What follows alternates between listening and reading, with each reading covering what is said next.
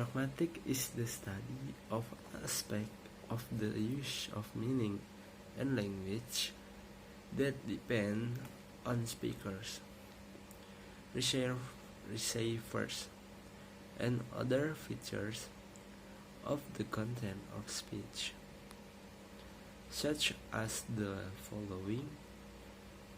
Looks pragmatics, meaning of words and grammar used semantically, except in context in each situation. The various listeners in the conversation determine the most meaningful words based on other clues that the subtext will lend meaning. Okay, next, the basic concept pragmatics. Context. Context is part of a description or sentence that can support or add clarity to the meaning of a situation that has to do with an event. There are several types of context. Physical context includes zooms, real objects, scenery, and so on. Context according to socio-psychological factor concern factor such as the status of the people involved in the communication relationship, their roles, and their level of seriousness. The dimensions of choosing the time or tempo of a context include the day and the sequence of events that are felt to occur before the communication event. Okay, next, deixis.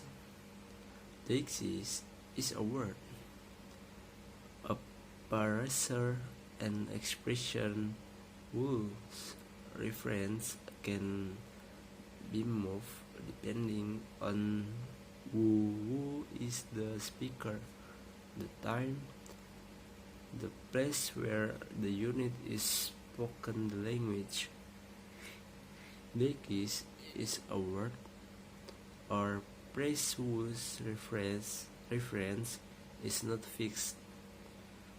There are three types of deixis, namely space deixis, or ek this, there and so,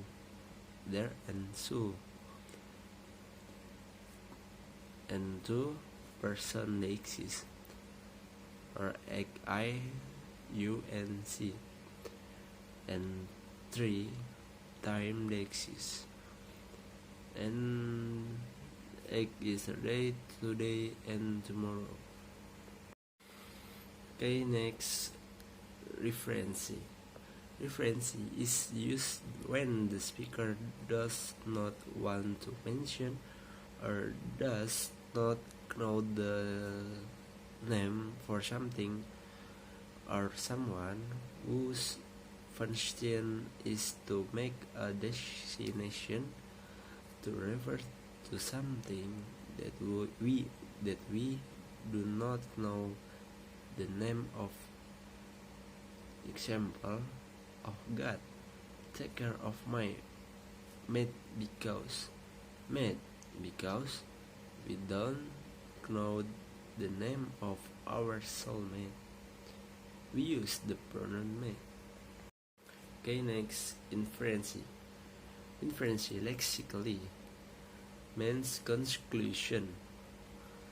In the field of discourse, the term has the meaning of something that the reader or listener must do to understand the meaning that is not literally contained in the discourse by the speaker or writer.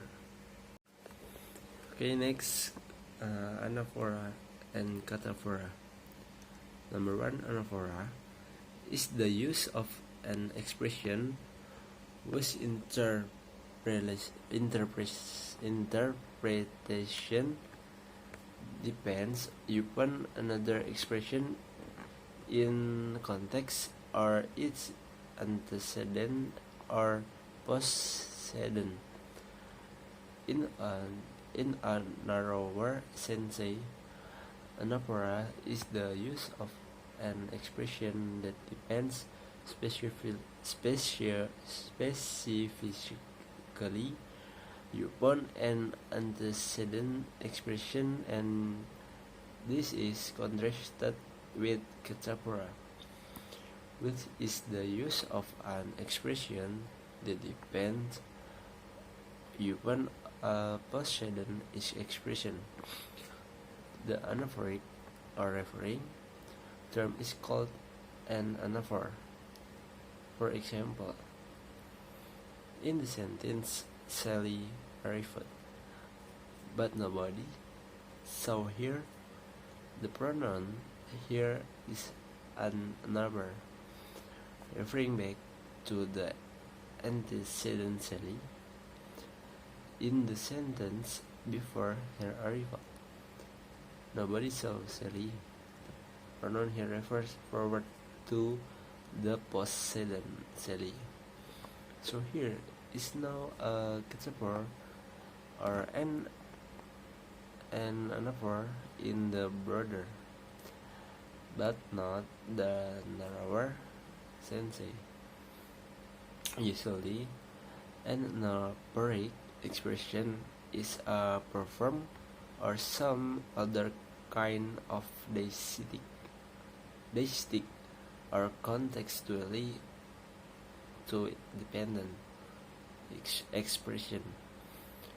Both anaphora and Katapura are species of endophora, referring to something mentioned also here in a dialogue or text.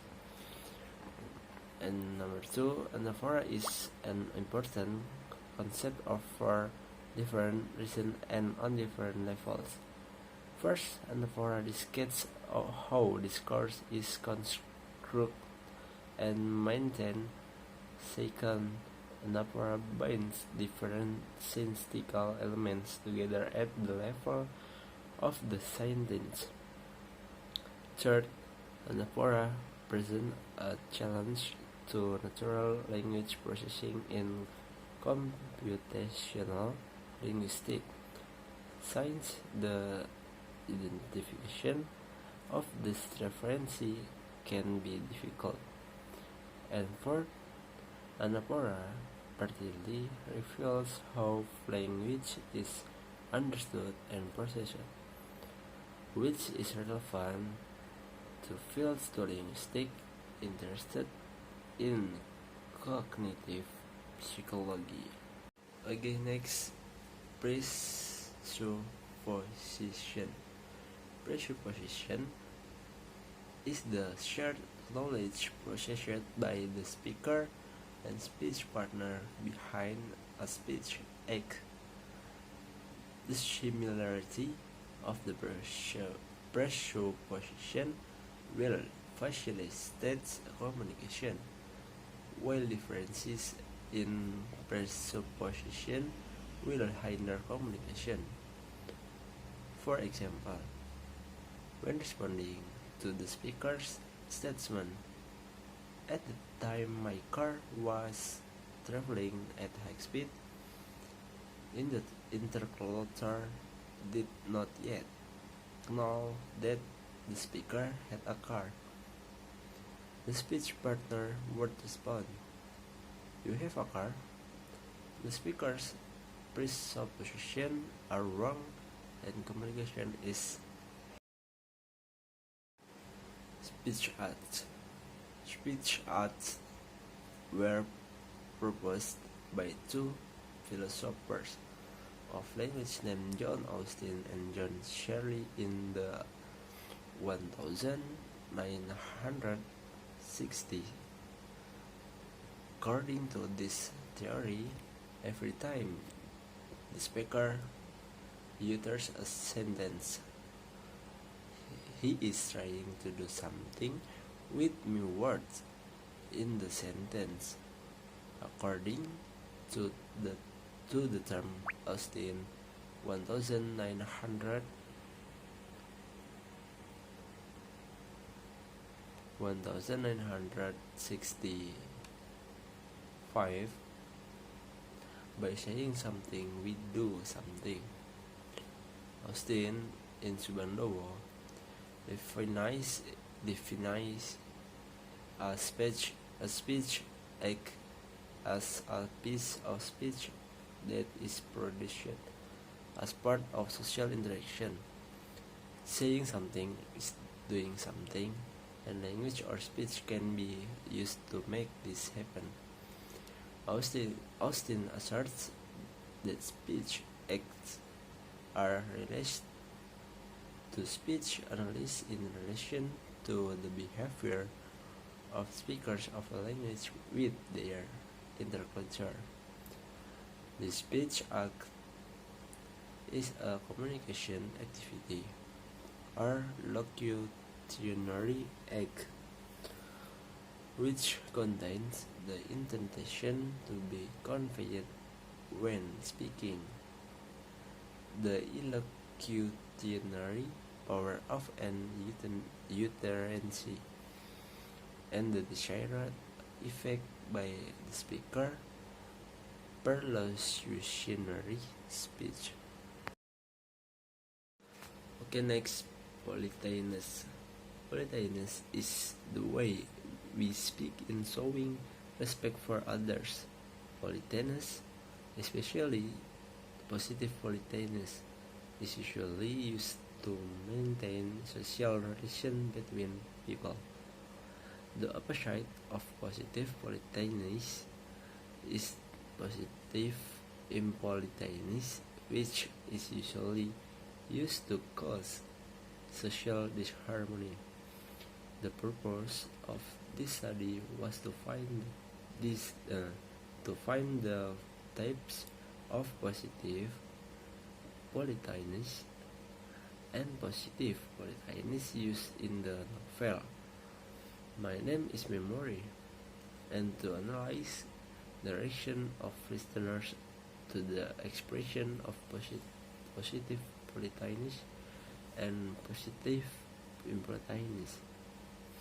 Documentation, methods, and notes to taking techniques were used in collecting data, and qualitative descriptive methods were used to analyze the data. Okay, next, conclusion. So pragmatics is the part of linguistics which focuses on the discussing the meaning of the word based on the situation or context. Thank you.